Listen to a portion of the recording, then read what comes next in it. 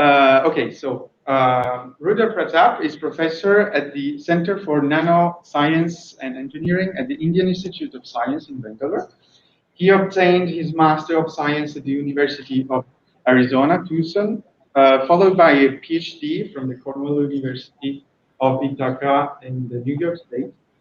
He joined the Indian Institute of Science in the year 1996. After teaching at the Sibley School of Mechanical and Aerospace Engineering at the Cornell University for almost 3 years. And for the last 20 years, he has worked in the area of microelectromechanical systems and dynamics of micro and nanoscale systems. His research interests include MEMS and NEMS, vibroacoustics, bioacoustics, mechanobiology, and computational mechanics. And today he will tell us more about the mechanics behind nature's micro-transducer orchestra performance that are crickets, right? Okay, so I leave you the floor, Professor. Thank you. Thank you. You can hear me, right? Okay. Yeah, I can hear you. And I'm just going to put full screen. Is that okay now? Yeah. Perfect. So thank you very much, Dr. Kabia. Um, I'm delighted to be part of B Week. I was there 2 years ago in person. And of course, the current circumstances don't allow us to travel, but it's pleasure nevertheless to be a part of B Week again. I must thank Hamida for inviting me. So today I'm going to talk about discovering engineering design templates in nature's transducers. My affiliation has changed a bit. I have moved recently from Indian Institute of Science to Plaksha University. This is a new technical university we are setting up in northern part of India for modern engineering. So, in a sense, it's a movement that has been from Bangalore, as you can see on the screen, from Bangalore all the way to the north of India. I'm now here in the province of Punjab. That's where I'm speaking from. This is a brand new university, and we are starting our program in another 2 weeks, in the first week of November, uh, with just a few majors for undergraduate education and for master's and PhD students as well. Before this, as you introduced me, I was at Indian Institute of Science, and I was also the founding chair of this Center for Nanoscience and Engineering, where the work that I'm going to present to you was done. This is a fabulous center, perhaps the largest,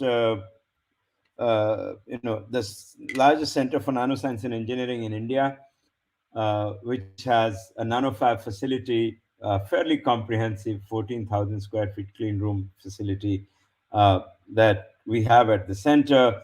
And it has all gizmos, all kinds of tools that you would like, to work in this technology for nanoelectronics, MEMS and NEMS and optoelectronics, all of these kinds of work that go on at our center. They're done at this nanofab facility, which is also complemented by a fairly large characterization facility, which is called micro and nano characterization facility. But anyway, so that's just a little bit about where I'm coming from and what kind of experimental facilities we have, what kind of work we can do here. This was just to give you a view of that. So let's move on. The talk outline. I'm going to talk today. You heard about nature's transducers. That has become my inspiration for work in MEMS that I do.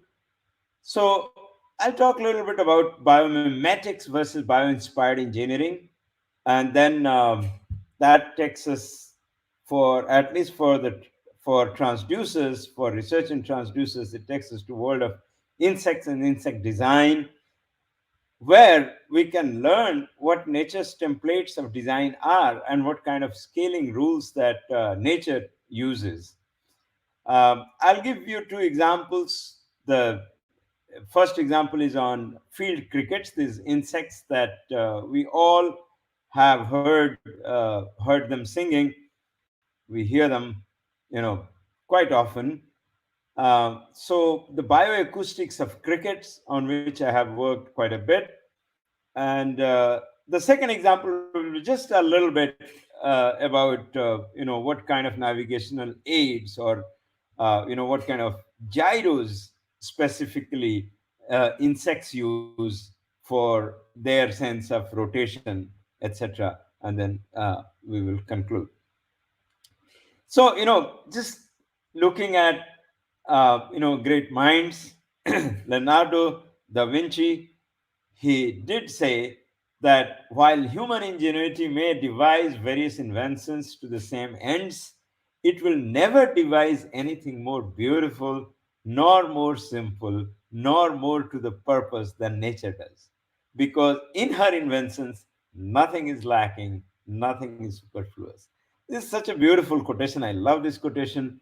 It's about what nature does at its engineering, its own engineering. And that's what I'm after. I love studying nature's engineering. So if we look at bio-inspired engineering, when we talk about biomimetics, we generally talk about, just the functional copying of what we see in biology, how something functions. It's most like the function than the internal design. Internal designs are very different.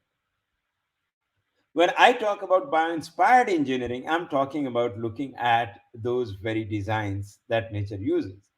What are the principles of operation?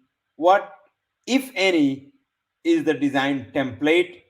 By design template, we mean something that is used by nature over and over again. That's what templates are. And how does nature do it such that it makes things at different scales? So what are the rules of scaling that it uses? These kinds of things are what are of central interest to me. So let's look at nature's design. Nature has a very different sort of tools and techniques than what we employ as engineers. To start with, nature's materials are all, organic material. That's what nature uses. Very complex set of transduction that nature seems to use for its designs. I'm talking about here, when I'm talking about designs, I'm specifically talking about transducers that nature has designed or nature uses in its creations. And there are hidden templates, right? We can't quite see these templates so easily. Even to understand that this is a template, you have to go through quite a few hoops to understand that. So now, if we look at biology itself, biology, as it exists, it has studied, or it is the study of form, function, and evolution. And this has been done, quite elaborately in the world over last maybe, 6, 7, 800 years, quite rigorously. So it's the form of things, it's the function of biological entities, and also at much macroscopic level, much bigger level, evolution of biological entities that has been studied quite rigorously. But design is not so well studied. It's only now that we are getting into uh, design aspects of, or we are starting to look at the design of biological entities, whether it is at cell level or at organ level, or at even subcellular level, we have started looking at design of these entities, and that's what interests me the most. So for biosystems, the science part of it, how things work at that scale, what things come together, this is known quite a bit. This is what has been largely research in biological sciences. Technology that nature uses is mostly molecular, and this technology has been largely out of our reach so far. But we have now started making inroads in this technology as well, building things molecule by molecule or atom by atom. That's what nanotechnology is. But we are not yet using the kind of materials that nature uses in its designs. Engineering is very complex of nature made systems, but it's also very elegant, as you saw in Da Vinci's quotation. It's so true. The more you study it, the more you fall in love with nature's designs, that how elegant these designs are and how efficient these designs are. So, insect world is basically the motivation. Why? Because natural transducers are usually very smart. They have smartness built into them. Nature's designs are extremely elegant, as we talked about. Design optimization is necessarily adaptive. So nature's designs seem to be very, very adaptive. And of course, it takes much longer time for this kind of evolution in different ecological systems. However, the designs are adaptive. That's the bottom line. Energy usage is usually minimal, as you know. Animals, insects, us, human beings are extremely energy efficient as machines. The choice of transduction is typically brilliant in nature's transducers. So obviously, if you look at all of this, we would like to discover nature's design templates and scaling laws. That's a basic conclusion that you'll draw from these kinds of attributes to nature's machines. Now, if you look at a small, very, very small system, something like a fairy fly. Okay, it's perhaps the smallest known insect, fairy fly. You know, chalkid wasps. There are many, many species, 1,400 species of this. The body length of these fairy flies is from 140 micrometers to 5 mm. You can find in different sizes. But let's look at the smallest one, 140 micrometer. The entire thing, 140 micrometers. Just imagine that. It's the entire system of uh, sensors, transducers, actuators, everything packaged together with neurons, with central processing unit, everything put together, 100 micrometers, 140 micrometers. It's absolutely brilliant. You can't get better than this.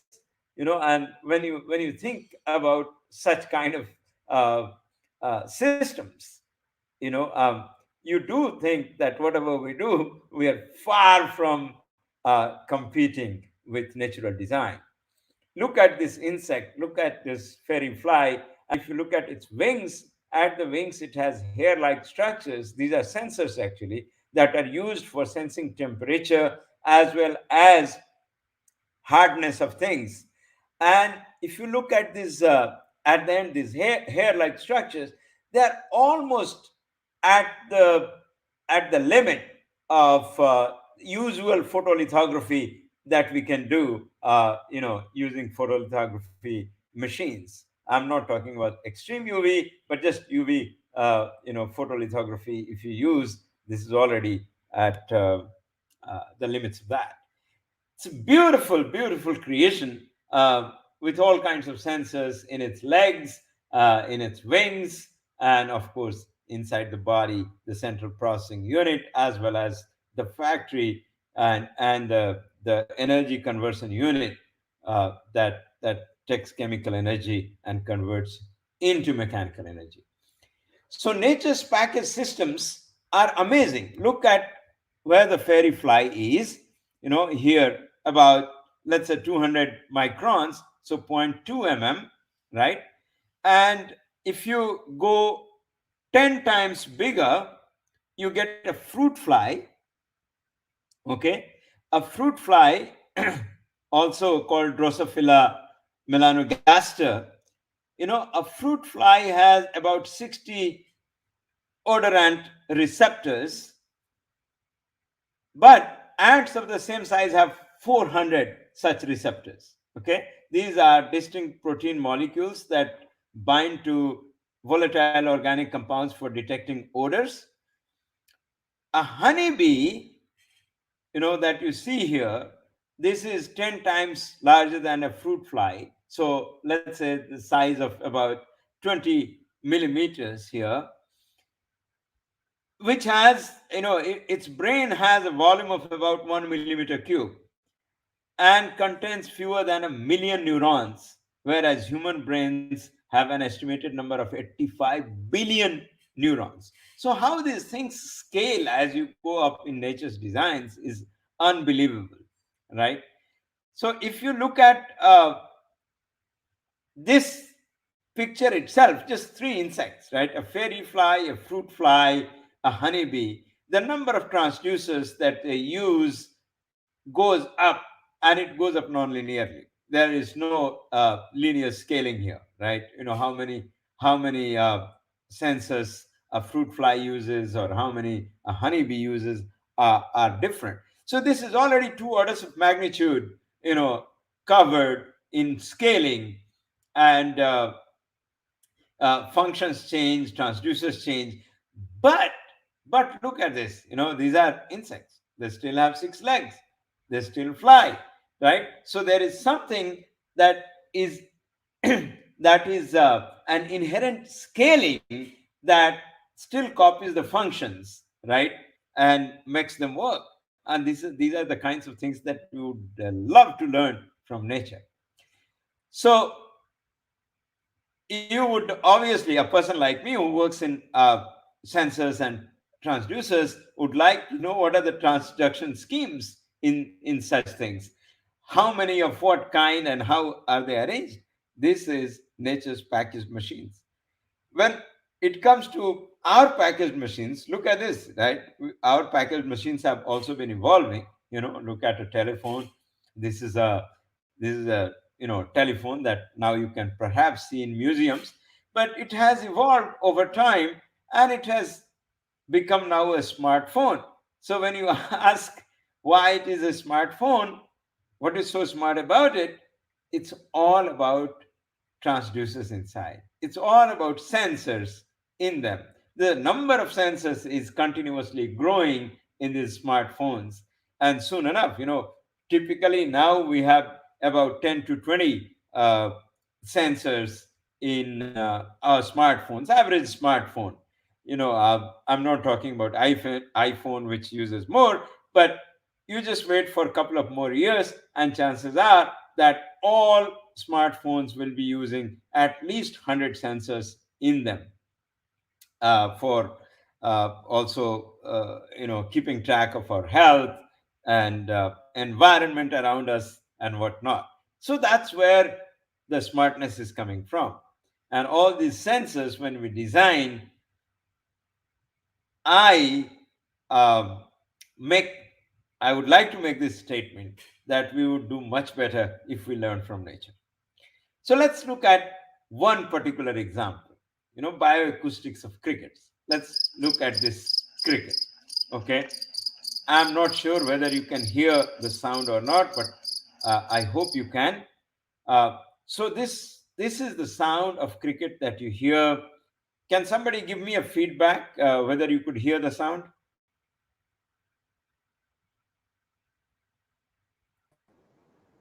Hello? Yeah.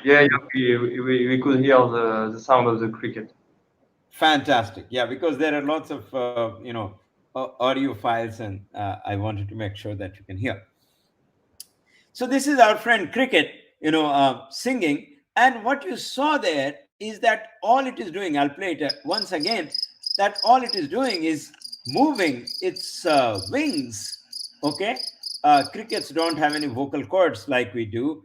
It just moves its wings, and that's how it makes this loud, rather loud sound. Okay. It's fascinating sound production mechanism, perhaps the loudest sound from such a small volume.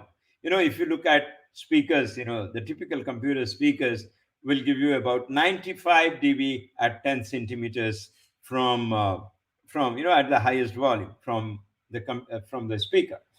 When you speak normally, not loudly, when we speak normally at 10 centimeters, it's about 75, 76 dB uh, kind of sound that we produce. Buzzers produce about 70 dB at 10 centimeters, and these buzzers are 10 times the size of a cricket. But the crickets at 10 centimeters, 80 dB. That's really, really loud sound.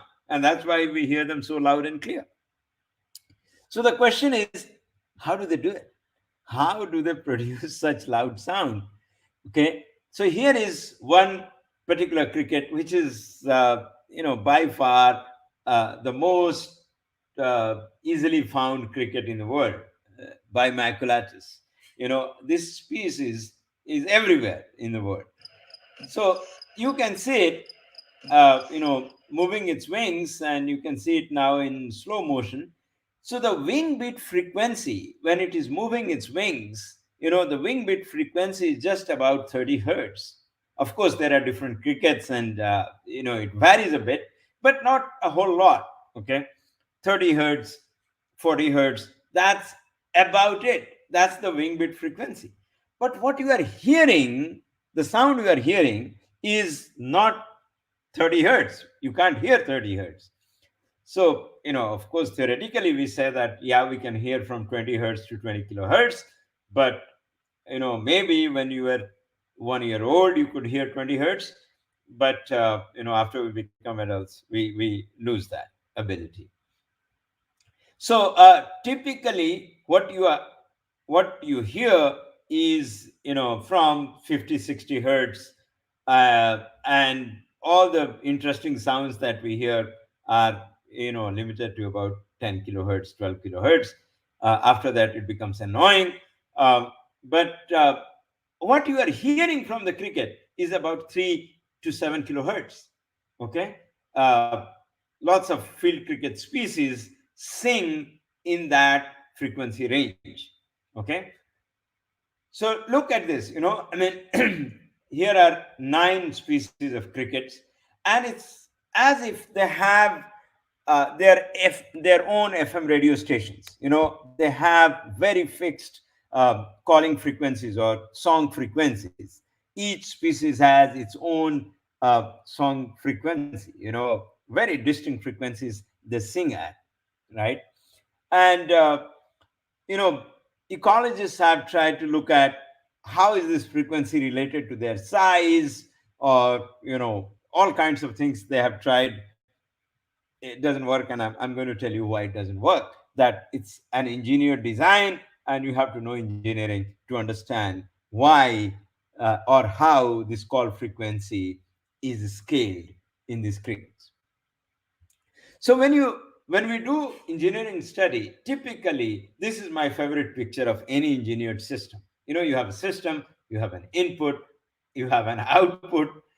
Typically, every engineered system can be put in this form, right? And engineers spend a lot of time thinking about how this input is converted to this output. Sometimes we have a target output, and we know what kind of input we can put in the system. So what system do you design so that this input can be converted into that output? Electrical engineers spend a lot of time looking at the response of the system in terms of transfer functions. If you are lucky, and if you are only working with linear systems, then of course transfer functions can help you. But there are lots of systems where uh, there is plenty of nonlinearity, and it's not easy to do this kind of transfer function analysis. So in this particular case, we have a wing which is beating, and it is low frequency, inaudible sound that the wing is producing. On the face of it, it's just 30 hertz motion that it is going through, and it is inaudible. But what you hear is a song which is high frequency, and it's very loud. So where is this transformation coming from? And what we know is it's all mechanical. It's all mechanical. So this is what interests us the most, right? That look at what kind of mechanism nature is using. So actuation is through wing beat. There got to be some frequency multiplier inside, which is taking this actuation or the wing beat, which is only at 30 hertz, and converting it into 3 kilohertz or 4 kilohertz or 5 kilohertz. So where is that frequency multiplier? And the actual actuation that you can see, it's not even audible. It can't be audible. But what you hear is really loud sound, so there has to be an amplifier somewhere. Where is that amplifier? What kind of amplifier is it? Is it a resonator? What kind of loudspeaker is built in? Those are the questions you are after, right? So the muscle is what is driving. The wing muscle is driving the wing stridulation. That's the technical term for the motion of these wings. you know uh, and below these wings, just here, where you see the white arrow, just there, we have a set of teeth underneath, which is called a file. This is called the file. So there is a file underneath which has a set of teeth. And on the other wing also you have a file, but you also have a plectrum, okay, right here. Plectrum is basically just a hard tissue. So here is the plectrum. So when the one wing goes on top of the other wing, the plectrum strikes this set of teeth in the file one by one, and sets that teeth into motion. Okay, each tooth, it sets into motion in turn, and that then excites, or that applies a set of impulses to the wing. And inside the wing there is this triangular looking structure which is called the harp. It's thinner part of the wing. This harp is then set into resonance, because the frequency of this impulse train that is produced by the plectrum going over the set of teeth matches the natural frequency of the harp, and therefore the harp starts vibrating violently, large amplitude motion, and that's the loudspeaker. That's the amplifier that you get. Okay, so that's how you get that loud sound, right? So this is series of displacement impulses that act on the harp and set the harp into vibration that gives you the acoustic output. So this is what it is qualitatively. Now we get into quantification. That how, can we model this? Can we model this, and can we actually understand exactly how this whole mechanism works together to produce that kind of sound? And that's what the work I'm presenting is essentially about. So look at this. This is the file, as you see here. This is the harp, and underneath here, not underneath, but underneath the harp is the file, and here is the plectrum. Now look at scanning electron micrograph of this file. When you look at this, your jaw just drops. Look at nature's engineering. How beautifully arranged this set of teeth at micro scale are, right? This is manufactured at micro scale, and this is the plectrum, hard tissue right here. right? This is what goes over the set of teeth. So it's when I first saw this, I was awestruck just by this picture. How beautiful this design of nature is. So then you start looking at this more carefully, and you start looking at details of it. The insect length 1.4 to 3.2 centimeter. That's crickets, typically in that range. Look at the harp thickness. The harp thickness inside the wing, the harp thickness is just 2.7 to 8.6 micrometer. That's it, less than 10 micrometer.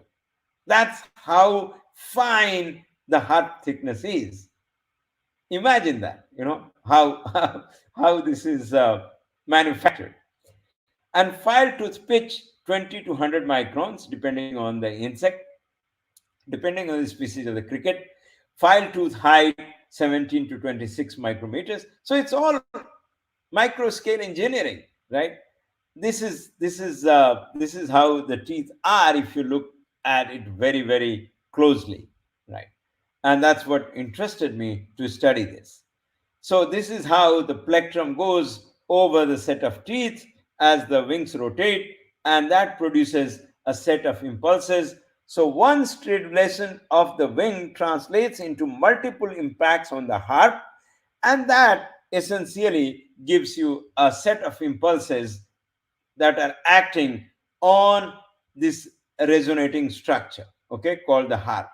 So suppose you have 100 teeth, so that you get this 100 impulses acting on it, right? So if you have a 30 hertz wing beat, then that immediately gets translated into 3000 impulses. And that's where your 3 kilohertz frequency comes from, calling frequency or the song frequency, right? So, if you have 120, then you get, more. If you have 150, 180, T's, then you get higher frequencies. And that's how these things produce, these insects produce different frequency songs. So this is what we started studying, and we wanted to build a really good model that can capture the entire species of crickets and show how it works. So we started by taking, you take really good pictures and you throw it into MATLAB, right? You can extract the geometric features. These are the boundary points. You can get their coordinates. You need that geometry to build a model, and then you build a finite element model using shell elements. If some of you have heard about finite elements, or you do finite element analysis, then you know. If you don't worry about it. It's just a way of discretizing the entire wing. You discretize it. All the equations of motion for this wing are going to be partial differential equations. If you want to solve them on the computer, then you have to somehow translate that into algebraic equations. And finite element technology is precisely that. It translates PDEs, or partial differential equations, by doing a local approximations at a small scale, at element scale, and converts that into a matrix equation that you can solve easily. So that's what is happening by taking these shell elements. But this wing is not really a homogeneous structure. This harp, it has these veins, which are thicker structures to provide stiffness. If you remember, it's less than 10 microns thick structure, this harp. So unless you have these veins, it will be so flimsy that it will break under vibration. So nature provides for it. It uses stiffeners. So you have to model stiffeners as well, and you can get their coordinates. You can use more robust or thicker elements or solid elements to model those, that we do with solid 185 elements or brick elements, and we can create a really good finite element model for this. So fine, geometry is modeled. Now you need material properties. What is the Young's modulus of cricket wing. How do you know that, right? It's not aluminum, it's not steel, it's not wood, it's not a polymer. So then you do tests, you can do nano indentation tests, and you can figure out, which is what we did, and we figure out the average value of of the cricket wings Young's modulus was about 6.4 GPA. We did several species and concluded that this number is good enough for modeling this material of the of harp. So you are done with material properties that you need. You're done with geometry. You need now the loading. Okay, and the loading, because you want transient response. So the loading is the impulse loading. We already know that. So we use that impulse loading over it, and after using that, we get this kind of response. This is the transient response we get from the Harp model that we built. And look at experimentally, this is the actual recording. From the actual recording, this is the signal that you get. So it's this envelope, which is a beat like envelope, right? It is a beat, wave. So you see the beat phenomenon here, and that's what you are getting essentially from our model also. So when we saw that, we were extremely impressed with our own model, and we thought that we have done rather well. It must be true that our model is capturing the essential mechanics of it. So then once we did that, we said, okay, why not whatever is the output from our model, finite element model, let's convert that output into an audio file, into an audio signal, and listen to it and see if it sounds like a cricket singing. So here is the vibrating harp, which is a finite element model. This model lives in the computer, and when you look at its output, right, convert it into audio file, this is what it sounds like. It sounds pretty much like a cricket, doesn't it? So when we heard that, we literally jumped out of our chair, that this is fantastic, we have captured it. The FFT of it, if you do, then you can look at the central frequency, you can look at the harmonics and subharmonics, and the spread that you see here, that this is actually capturing the mechanics, because the actual system also has similar kind of response, and I'll show you that in a minute. So this is for another species. This is recreated from finite element model, and this is recorded from the field for the same species. Outside in the woods, you record this, and this is what you get.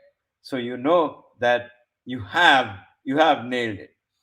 If you look at the FFT, as I told you, this is of the FEM data, and this is recorded from the field.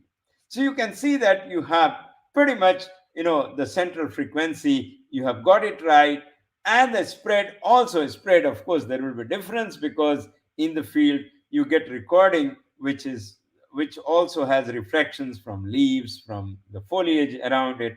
You can't quite get the same kind of thing, uh, you know uh, pure from the cricket itself. You can't get that unless you can cajole these crickets to sing inside an anechoic chamber and then record the song. Then it is going to be pretty close to what you see in your FFT.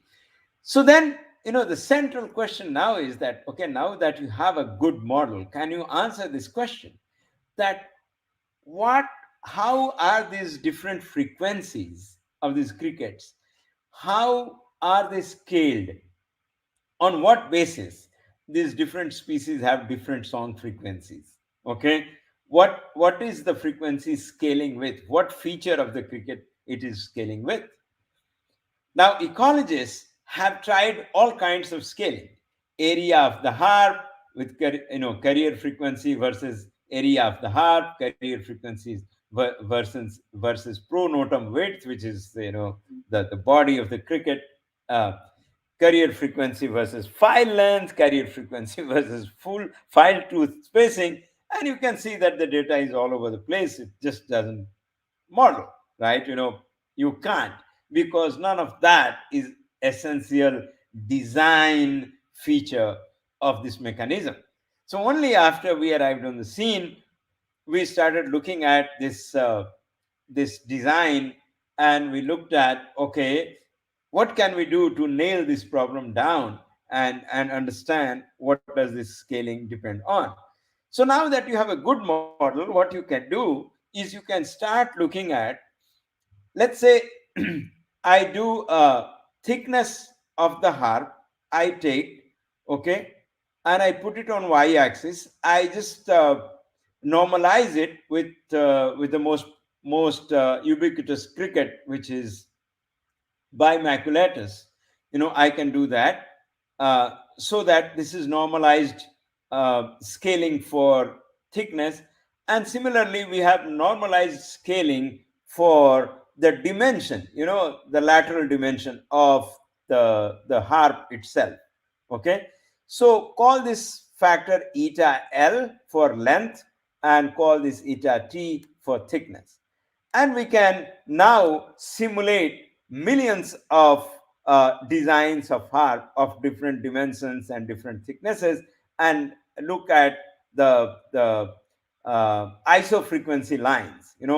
One this one is, for example, 10 kilohertz. It says that, okay, along this line you can select different dimension of the harp and its thickness to give you essentially the same frequency.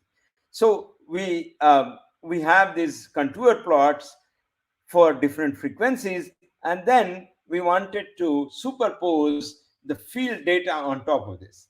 These are 9 species that we studied. If you look at them, they are all bunched together right here. It's not that they take big space in the design space now. It's just bunched together here. So we started looking at this, and we could realize that, hey, just the nature of these curves tells us that there got to be, this looks like one parameter family of curves. So why not use a different scaling factor, which is thickness divided by the length square, or the area of the harp in some sense, right? Area of the harp will scale as the lateral dimension square. So that's what we did. And when we do that and plot all those curves that you saw, they all collapse onto a straight line. So that means frequency is proportional to this scaling factor. And when you look at these field crickets, they're right there, right? So you discover, this is what I meant by discovering design template. What is it that nature is using as design template? This is it, right? That's what it is using, not the size of the cricket, but the thickness of the harp and size of the harp. Okay, the harp shape is pretty much the same. So that's a template that nature has. It gives the same kind of shape to all these 9 species of crickets, but varies the thickness and the size of the harp little bit to give them distinct frequencies of calling.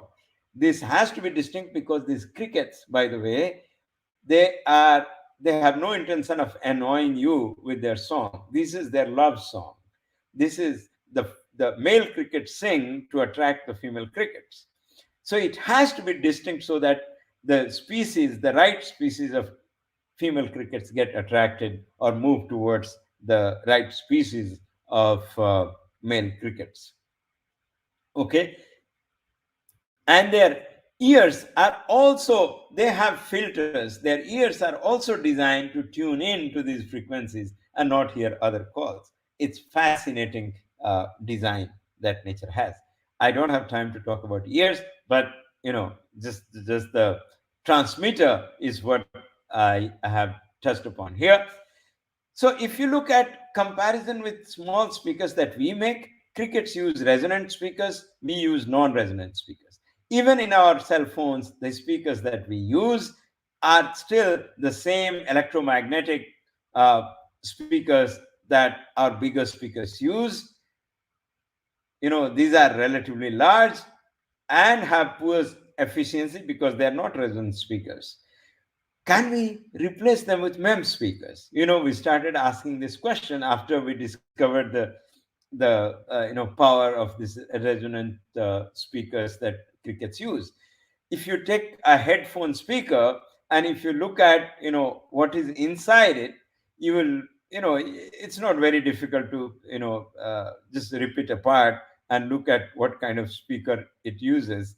You will pretty soon find, you take out the ear cushion, you take out the back cover, and you will find inside it's the same electromagnetic coil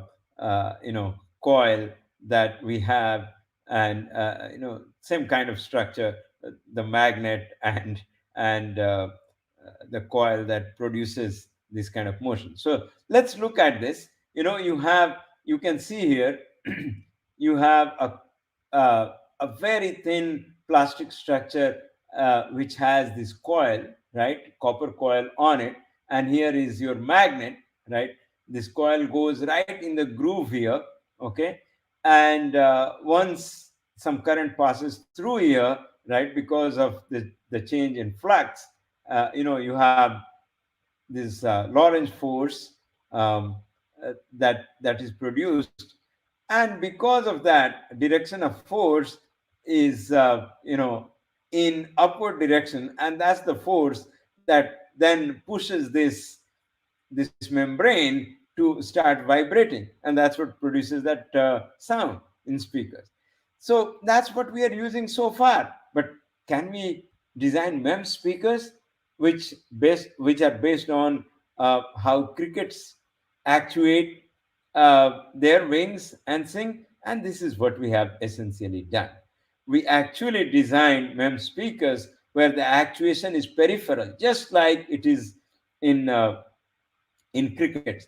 So this is your membrane, and this is the cavity you create. This whole thing is cavity, but then you have your bottom electrode is right here at the periphery in a circular electrode, okay, which comes just from the if you are making this in silicon on insulator kind of substrate, then this is your handle layer silicon, and you can just have that as a conductive silicon, and that is good enough for having this electrode.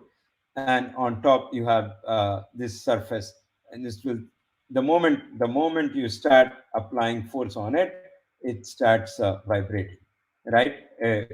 By applying voltage across this, you have electrostatic force, and it starts vibrating and it produces the sound. So we designed this, and we actually created MEMS speakers. These speakers work. I don't have time now. We have run out of time. uh, I don't have time to go through the details, but these ones you can find in our paper. uh, the clever design here is that by doing peripheral actuation, we get rid of pull-in voltage, and that gives us much larger amplitude motion that we can apply on it. Here you can see it here, that if the pull-in happens, it will happen only here at this point, but the major deflection is right in the middle, where there is no question of pulling. There is no electrode here. So you have allowed this membrane to vibrate with large amplitude motion, and therefore it can produce much uh, louder sound than otherwise it will be possible by using usual MEMS technology that we use for making uh, resonators or speakers. Okay, so this is how it is vibrating, and it can give you large amplitude motion. But if you look at the corner, it is still not going to have pull in here, because you limit this the deflection here to 1/3 of the gap at this point. And that's the beauty of this design. Anyway, so we do make these speakers we have been producing, and it does make sound. This is the sound recorded from these MEMS speakers. You can hear different kinds of sounds. Here is a flute. There is another musical instrument popular in India. So these are all recorded from our micro speakers. Similarly, you have gyroscopes. I don't have, again, I have run out of time. Gyroscopes are big structures, big transducers that are used for sensing, rate of rotation. It used to be mechanical, then it became MEMS gyros, which are very small. But let's not worry about this. The MEMS gyros typically look something like this, with a silicon structure which is free to oscillate, vibrate. There are comb drives here, which are electrostatic drives that make this structure oscillate in a particular direction where you drive it, and then because of rotation it starts moving normal to the plane because of Coriolis force. So this is how the drive works. This is from our own design. And typically after you package them, they look like this. This is gyro that we developed for defense and one for space program. This is how they look like, right? Single axis gyro. But when you look at nature's gyroscope, there is a tiny structure here called the Halteres. This is insects Halteres. This is this soldier fly whose Halteres this is. In the it's like from dragonfly, the hind wings have evolved into this Halteres, this tiny structure. This structure looks like this.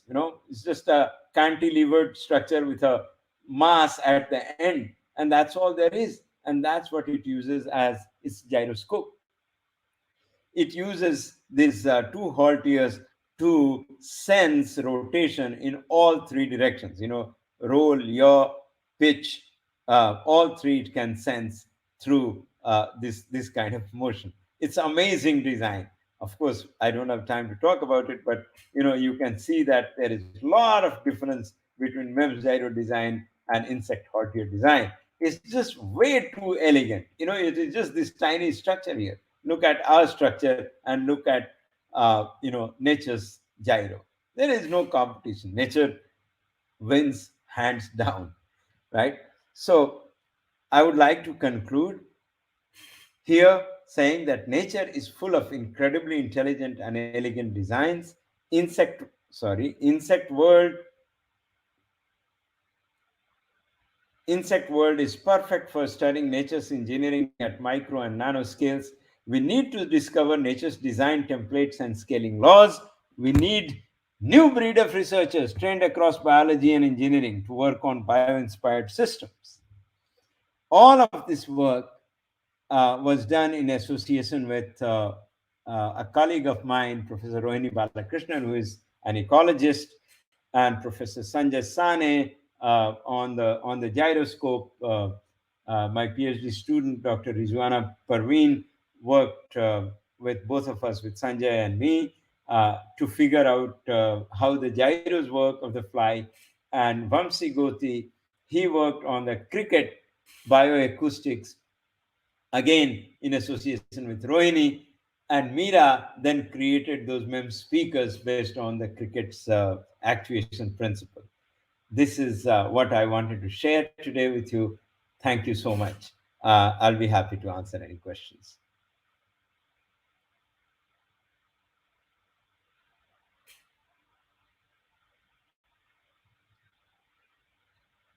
Marco?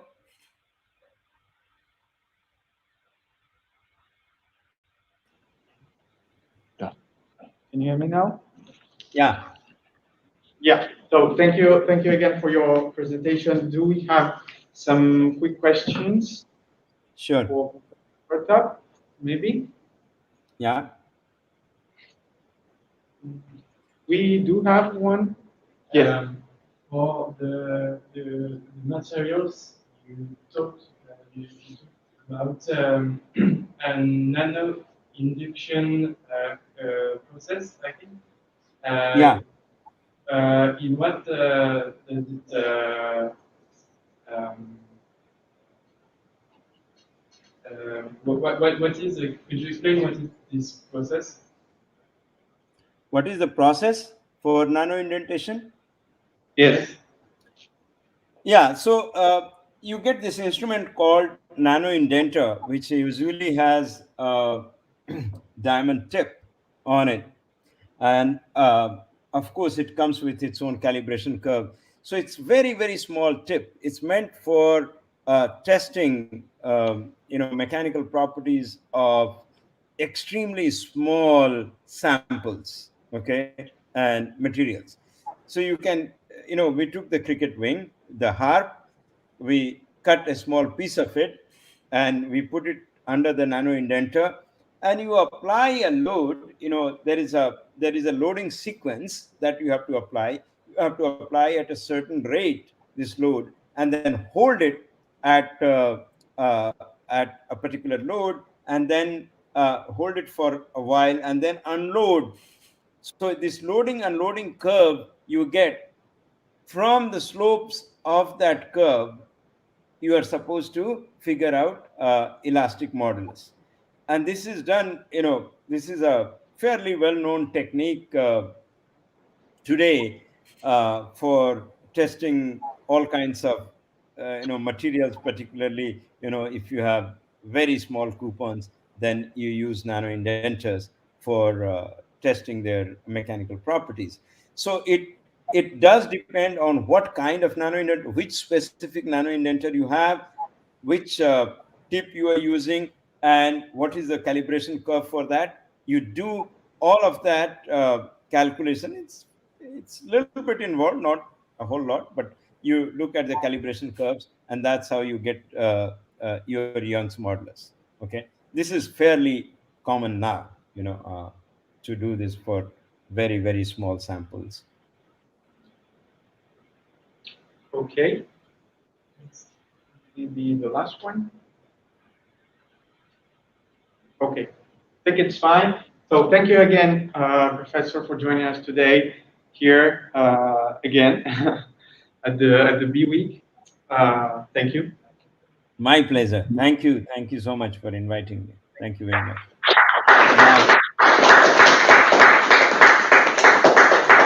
So I think that's it for today.